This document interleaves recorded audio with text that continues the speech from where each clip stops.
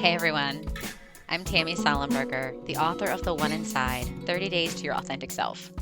This podcast is for anyone curious about who they are, the different parts of themselves, and for those who want to connect with their true self. Welcome. I'm so glad you're here.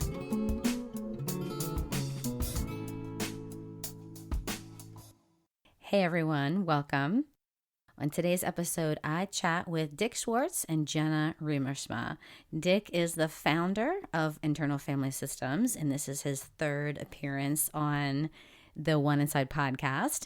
And Jenna Riemersma is the author of Altogether You, and this is her second appearance on the podcast. Jenna is the editor of a new book coming out this year entitled Altogether Us, which features 30 different authors in the IFS community. We're going to spend most of this year talking to different authors from this book, so I'm super excited about that. On the podcast episode today, we talk about the importance of access to IFS, the demand for IFS, and concerns about quality control. Dick shares about his own persistent parts when starting the model. Jenna shares the main sections of this new book. Dick talks about what he sees in the future of IFS and what he means by the paradigm shift. If you've been around the IFS world a lot, we always talk about the paradigm shift. And then we talked about how IFS changes everything. We end with Dick and Jenna sharing their personal visions and resolutions for the new year. I love to encourage everyone to pick one word for the year, and so we talk about that. You can pre-order the ebook, only the ebook, at on Amazon. So the link is on the show notes. A portion of all the proceeds will go to the Foundation for Self-Leadership's Fellows Program. Again, there's a link on the show notes for that. This week was the 1-year anniversary or 1-year birthday of my book coming out. I thought that was super exciting that even though this podcast was pushed off a couple of weeks due to COVID, it came out the same week as The One Inside, 30 Days to Your Authentic Self book. So I thought that was fun. I hope you're doing well. The audio is a little bit wonky on this one. There's a little bit of echo, so excuse and pardon me for that. One of the things that Dick says that I absolutely loved is he says the most important message that we all want to try to get across and to send to the world is that self emerges spontaneously whenever parts separate enough to let it out. It's in everyone. It can't be damaged. It knows how to heal. Self is just beneath the surface of our parts. If people got this and knew how to access it, that would change everything. Enjoy.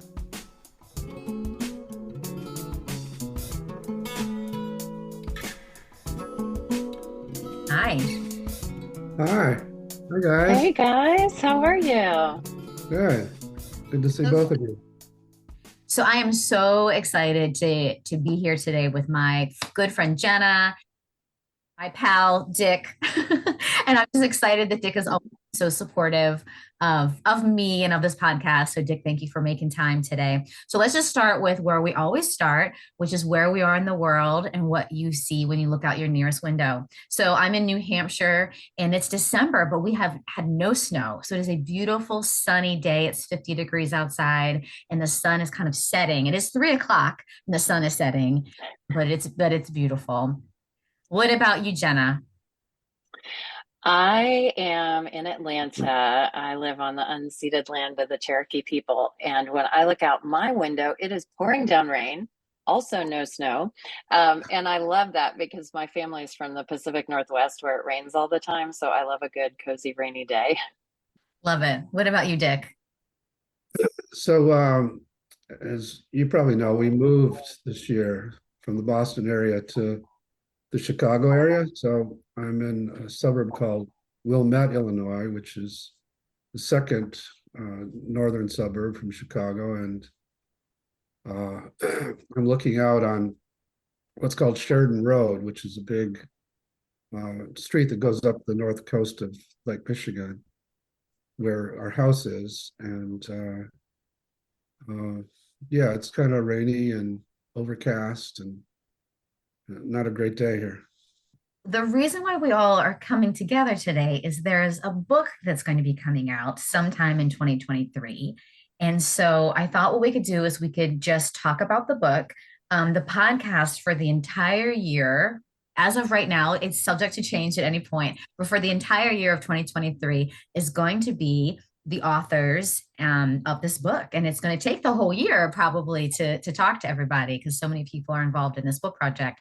So Jenna, why don't we start with you? Tell us about your original idea for the book and your vision and why this book is needed in the world and in our IFS community. I love it. This book sort of evolved organically, and I run multiple consultation and supervision groups throughout the year. And what I noticed was that people kept asking me the same questions. They were coming to me for integration with the IFS model because I'm trained in a lot of different things. And I kept answering the same questions and thought, probably ought to write this down at some point. And so I thought about it a little and realized a lot of people would really benefit from having integration information around the IFS model, but a true integration book needed to come from the collective. It needed to come from many voices in the IFS community. And so I started reaching out to various IFS leaders and talking to people about the book, and it grew into an incredible project with over 30 authors and 25 chapters that cover every topic from psychedelic assisted psychotherapy and IFS to using IFS with parenting and the Enneagram. I was pointing to myself like, yay, the Enneagram. Yes.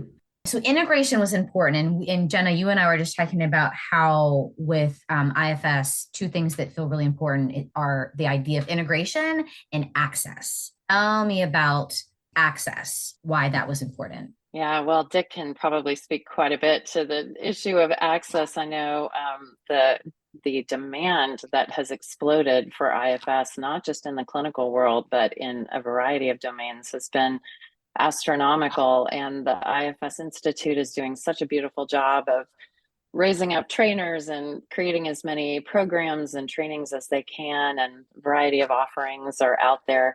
And there are just a lot of people who are wanting to get access to the content and know how to use it skillfully.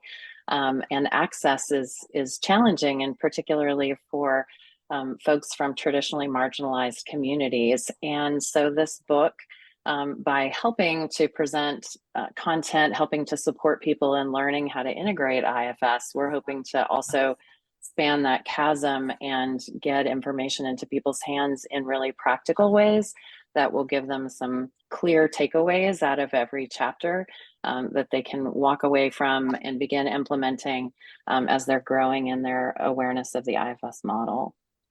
Beautiful. Do you see this book for clinicians, people interested in the model, or clients, or all three? I think the primary audience is going to be helping professionals, so clinical folks, coaches, people who are using the IFS model in client care.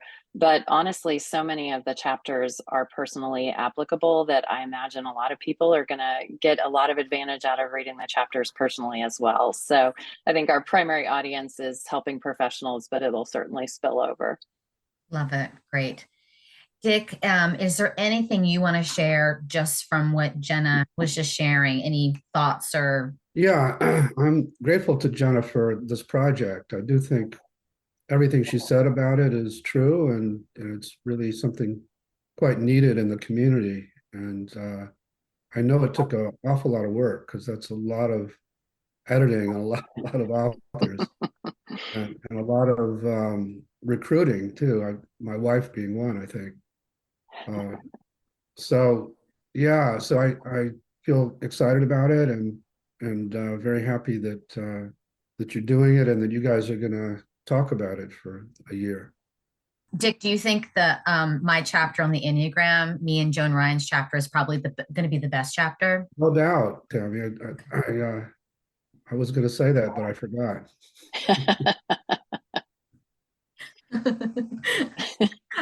Dick, do you want to say anything about the accessibility and how you're feeling about the demand for the model and the institutes working so hard about making it more accessible with anything about that you want to share? Yeah, you know, it eats at me that we can't meet the demands. It's uh, yeah, I mean, my original goal in developing this was to change psychotherapy, and as we'll talk as we go, we're getting there.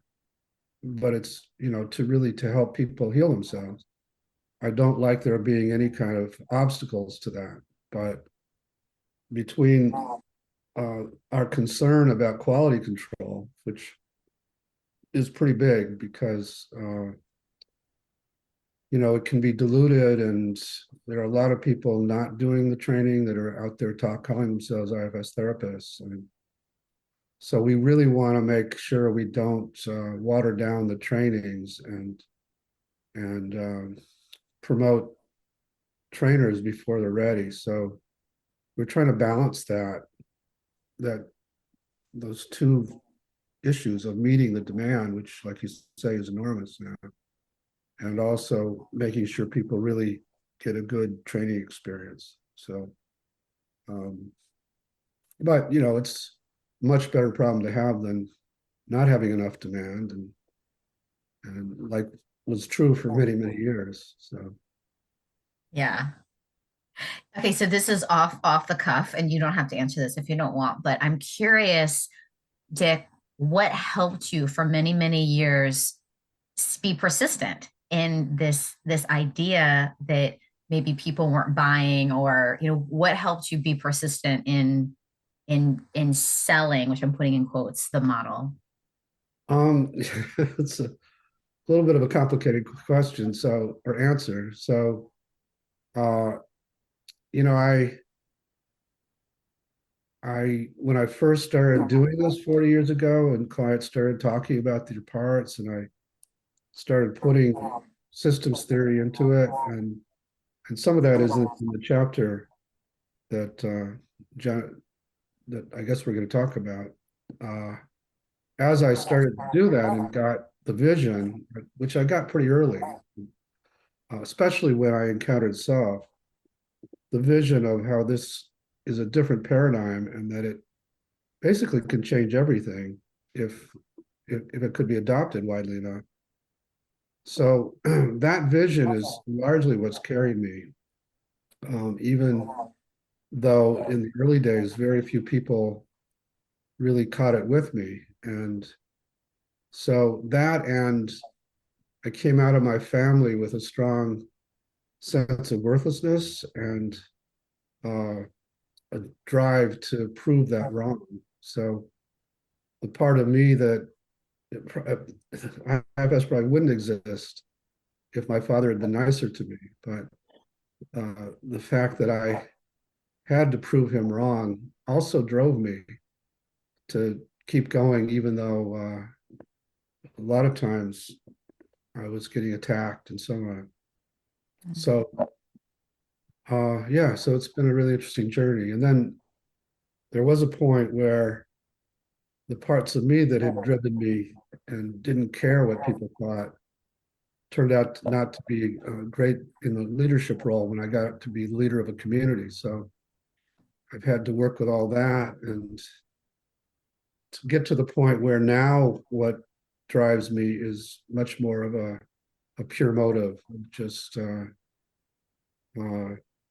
love of it, the love of doing it, the love of seeing it going where it's supposed to go. I love that, like seeing where it's supposed to go. And that brings us back to the book, because the book then, helps it go wherever it's supposed to go. And one of the things that I love about it is people could be interested in, let's say, the Enneagram. And so they can grab the book just for that chapter, but then they're going to get so much more. Or they could be just interested in parenting, but then they're going to get so much more. So, Jenna, do you want to talk a little bit about the structure of the book? Yeah, I'd love to. It's really comprehensive and I'm so excited about it. I'm sort of envisioning it for our readers like a smorgasbord where they can come to it, and each chapter is really standalone in its content. Obviously, Dick's chapter is the first chapter and sets the stage for understanding where the model came from, what it is, and where it's going. But every chapter after that, people can kind of dive in where they're interested. And each chapter just gives a really comprehensive high-level summary of that particular topic's integration and gives people a handful of key takeaways at the end that they can walk away from the chapter and apply immediately to their lives, to their work. And then each chapter is followed by a going deeper appendix that's 1 or 2 pages of other resources on the topic. So if they love it and they want to really dive deep, they know exactly where to go to get that content. But it's broken down into 5 sections.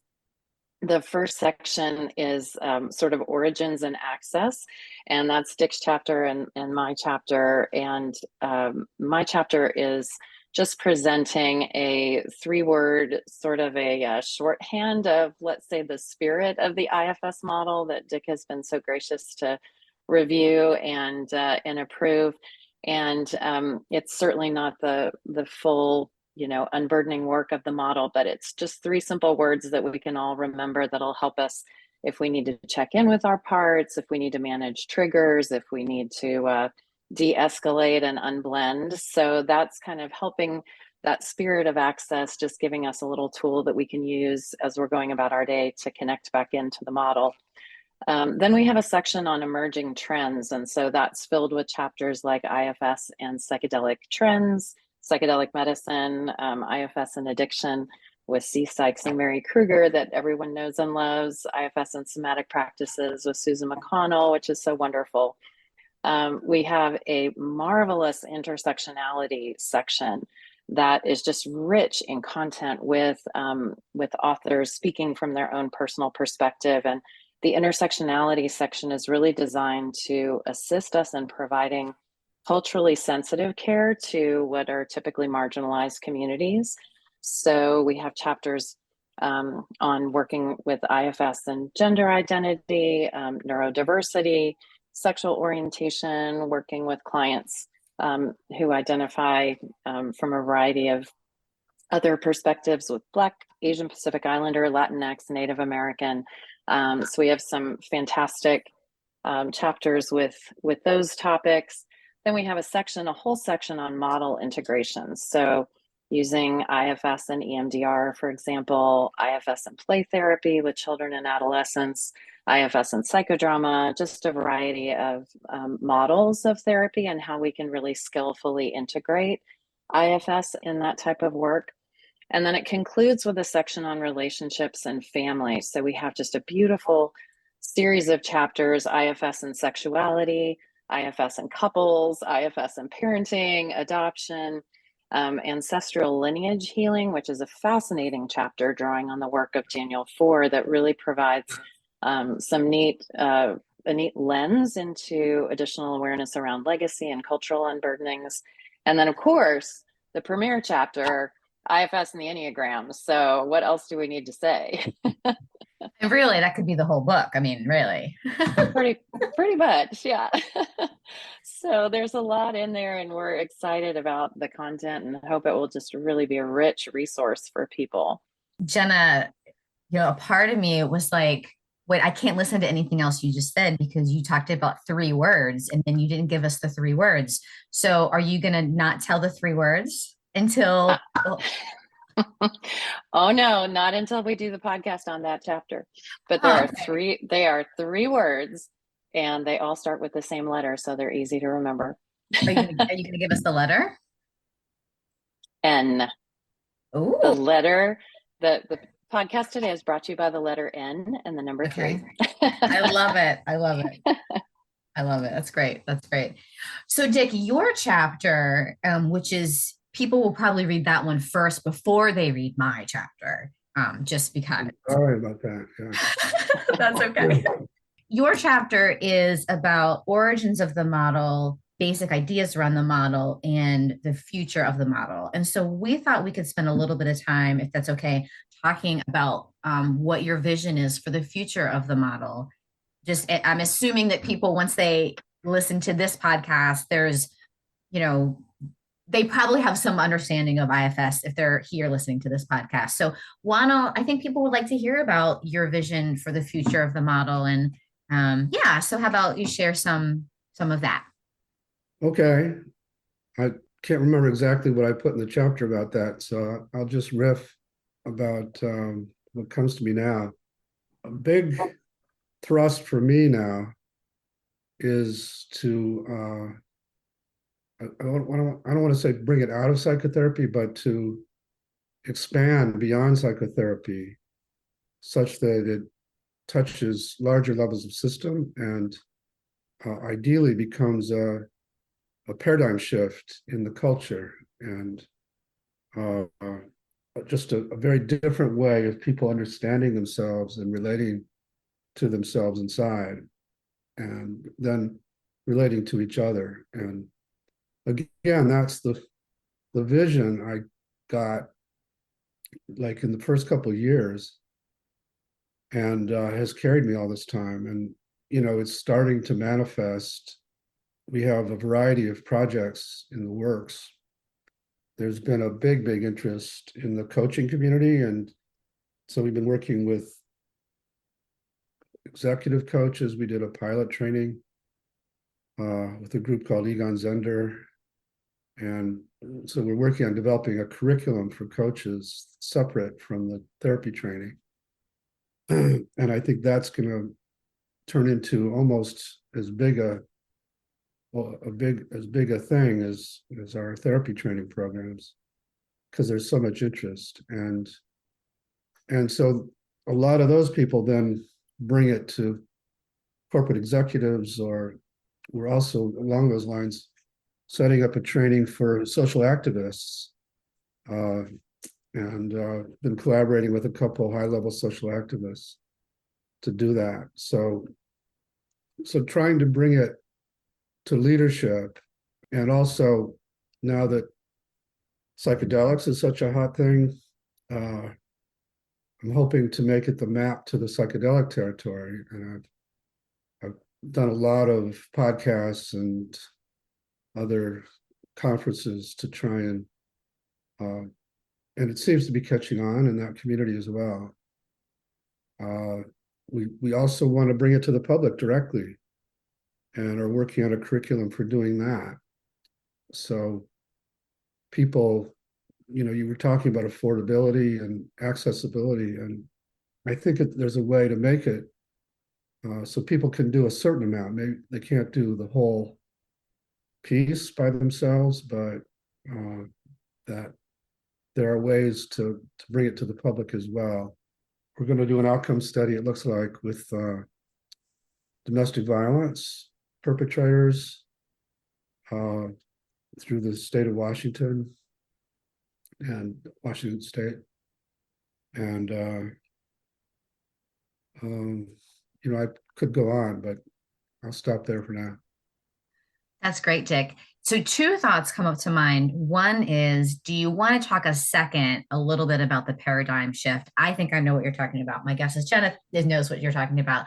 But do you want to talk about the paradigm shift? Because you said earlier, IFS changes everything. With the paradigm shift, that would change everything. So do you want to talk a little bit about the paradigm shift? And then I'm really curious about what you mean about getting it into the public. Is that really exciting?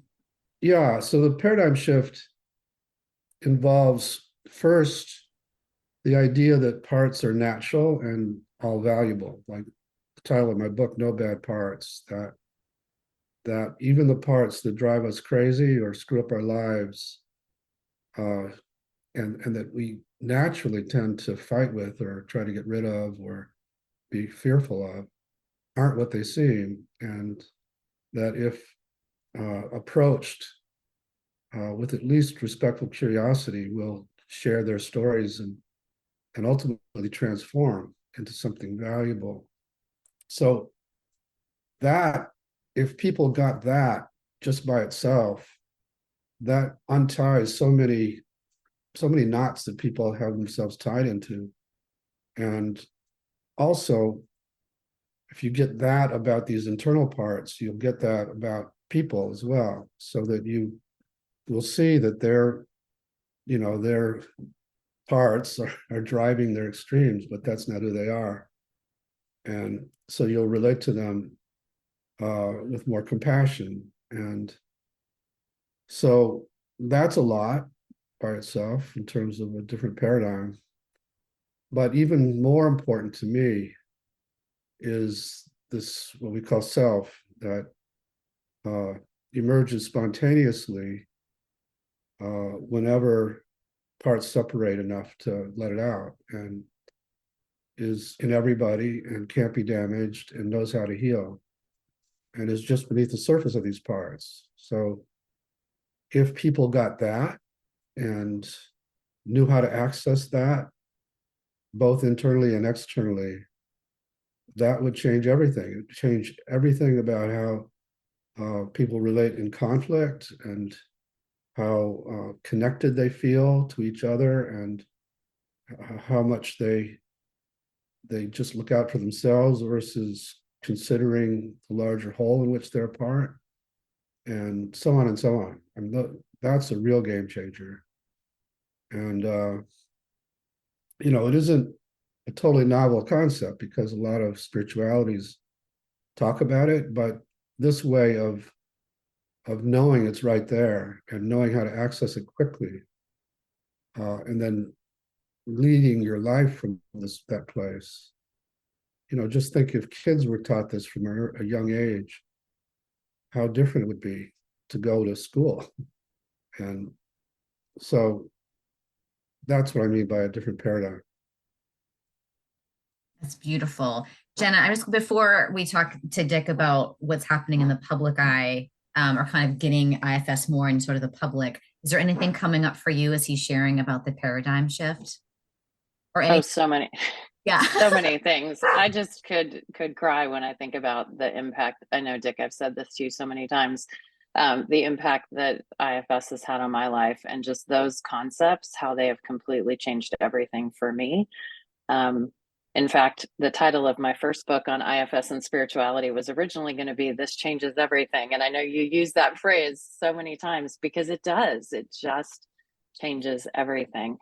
And I can only imagine, like, if this were as important as, let's say, math in school, how wildly different I think our world would be in a generation, if we could teach this. And I've been really impacted by the spiritual applications that you've mentioned, and just have had on my heart in years past to bring this message to faith communities, where it has been surprisingly well received, in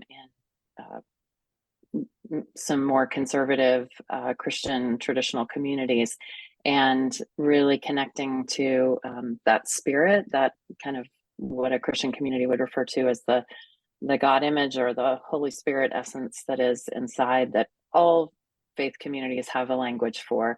But that's been an especial passion of mine, and I think can really, also my previous career working on Capitol Hill, it's always in the back of my mind how our political system might be able to change if we were able to bring this awareness into our political dialogue. So there's really nothing, there's no aspect of life that this does not change completely. Yeah, agree. And I love the idea that it changes everything, and agree, for me too. It's changed my life, personally and professionally, but personally, more importantly. So what about that, right? We have this message, Jenna and I, me with the podcast and my book, and Jenna with her original book and all the work that she does. And obviously you with all you do, all three of us know the power of this and want to get it to the average Joe. Like, we want to get it out of the psychotherapy room and get it to the average Joe. So tell me a little bit about kind of thoughts and visions for just getting it to the average Joe. Whatever average Joe means, I'm not really sure, but yeah, I think the concept is some kind of a video experience that is very basic and teaches people through exercises how to at least work with their protectors, and also how to access self, and make that very available. So it's still information and unclear, but that's some of it. it's so fun to think about about just how people are thinking, how people are thinking outside the box and in taking it and doing with their own special, just like with the book, the integration, right? If someone has computer knowledge, then they're taking the model and the ideas around the model and putting it into like making a computer program or a computer or video something. It's just really exciting to think about how people are doing that. They're taking it in their own, their own lane, whatever lane you're in, they're sort of taking the IFS model and putting it into their own lane. Like Jenna, you were saying with faith-based communities. Yeah, we're trying to bring it also to the addictions world, and I know CISA has a chapter in the book, and we've been collaborating with a treatment center called High Watch, who's going to train all their faculty, and with the Meadows, we've been working with them for a while, but just rather than vilifying and fighting the addictive part, just by honoring it and learning what it protects and healing that, it'll transform. And so, yeah, it's just one example of what we're talking about. Yeah, that's great. Jenna, is there anything else you want to say about the book before, or Dick, anything about the model before we go in to share a little bit about personal visions for the new year?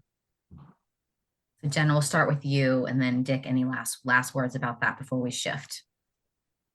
Sure. Well, I'm excited that I have met with the IFS Institute and the Foundation for Self-Leadership, and we are partnering with those organizations to donate a percentage of the profits from the book sales to go back into providing access to marginalized communities. So a percent of the profits are going to be contributed to the foundation's Leadership Fellows program, which just had its inaugural cohort.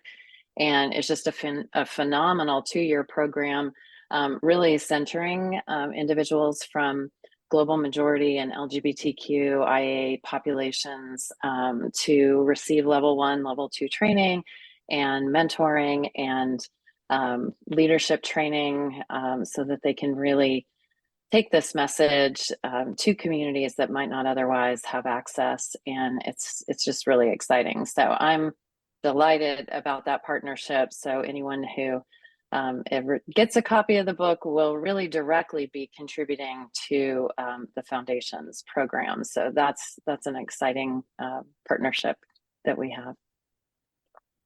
I love that. That's so exciting. That's great, Jenna. Dick, any other thoughts about the book or the model or professional visions? I could give you a recent anecdote. So last week, I got sick right at the end, fortunately, but I co-led a ketamine and IFS retreat for 4 days in a beautiful retreat center called 1440. But we made it by invitation, and we invited it turned out to be 21 leaders of different kinds, all kinds of different leaders, to come and just bathe in that warmth and safety that Sonny Strasberg, in particular, my co-leader, is really good at creating. And I have to say the results were really beyond what I was hoping. Just so much, the group felt so connected, and so went so deep, and it was just a kind of inspiration of what's possible with leaders. I would just love to take more and more groups of leaders through that, because their influence is very widespread, a lot of these people, and self is contagious, and protective parts are contagious. So the larger vision, and I got this pretty early on too, because I worked with so many individuals who, because of their horrible childhoods, when you start working with them, have no access to self, and it looks like it's going to take years and years and years. But you do a little bit of unburdening, and you get parts to open space, and suddenly self appears, and that critical mass of self, and everything changes very quickly. And I have the same belief about the world, or our planet, that if we could just bring the critical mass of self, that all these polarizations, and the other thing we haven't talked about, which I think there is a chapter on, you mentioned, is legacy burdens, and how powerful those are drivers of all kinds of conflicts in the world, and how there's probably a way to collectively unburden legacy burdens. So these are also some of the ambitions that I have. We don't have a chapter specifically dedicated to legacy burdens, but almost all of our intersectionality chapters speak about it, which makes such clear sense when you think about, for example, the Black experience in the United States and the cultural burdens that are associated there. Just as one example. And the ancestral lineage healing chapter does speak to that and bring in some beautiful wisdom from that approach that I think gives us just some beautiful new insights on legacy unburdening. But I love the vision that I've heard you talk about in terms of unburdening in groups, and having a collective experience be a possible way to kind of span that gap as well, and bring healing of collective burdens to larger populations of people. I love it. And it does change everything. And think about that, right? If it changes us individually, and then in the collective, like what a difference that would make to our world, to our planet, to our relationships, to our businesses, to our politics. So bringing it to us personally, every year, instead of making a New Year's resolution, I like to pick a word. So you don't have to get too personal, but you can. I would love to hear visions for both of you for 2023, personally visions, or maybe one word that might be. You don't have to decide. You still have about 3 weeks to decide, but maybe might be a word for you for 2023. Jenna, do you want to go first, and then Dick can go? Yeah, my professional resolution is not a word, it's a phrase, and it is finish the book. I have been working on this book for well over a year, and I'm organizing it, publishing it, editing it, all the things. So I'm ready to publish this baby and get it out in the world. And personally, I think my word might be healing.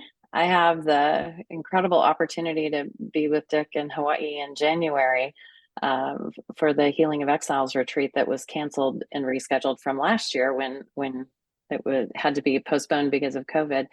And so I'm really, I feel incredibly honored to start out 2023 in that way. And I hope that it'll be a year of healing, ongoing healing.